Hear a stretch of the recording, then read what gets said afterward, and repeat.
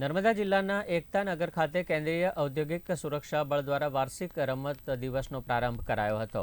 આ કાર્યક્રમમાં સુરક્ષા બળના ડેપ્યુટી કમાન્ડર અભિષેક સાહુ સાથે આસિસ્ટન્ટ કમાન્ડર જસવંતસિંહ, ઇન્સ્પેક્ટર શરદ વસીમ, સુનિલ કુમાર, સચિન જગદાલે સાથે મોટી સંખ્યામાં સુરક્ષા જવાનો ઉપસ્થિત રહ્યા હતા।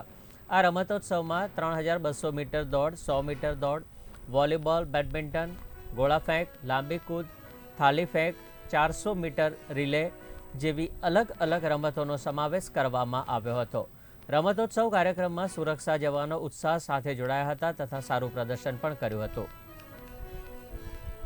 हमारी इकाई जो स्टैचू ऑफ यूनिटी की सुरक्षा में यहाँ एकता नगर में तैनात है, ये पूरे एक साल का जो वार्षिक एथलेटिक और स्पोर्ट्स मीट हम कराते हैं वो इस वर्ष इस साल हम स्टार्ट कर रहे हैं।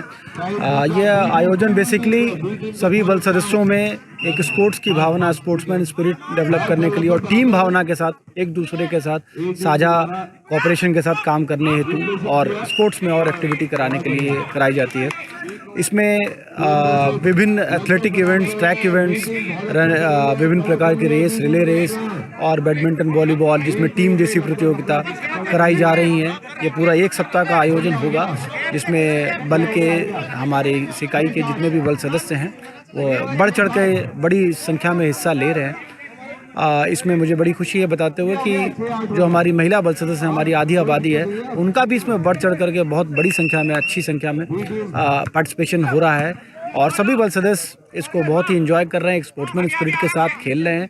और इसके साथ हमें ये भी देखने को मिलता है कि हमारे जो बेस्ट टैलेंट है हमारे यूनिट में, जो किसी भी स्पोर्ट्स में या किसी भी फील्ड में बहुत अच्छा कर रहे हैं, वो भी इसमें निखर के आता है।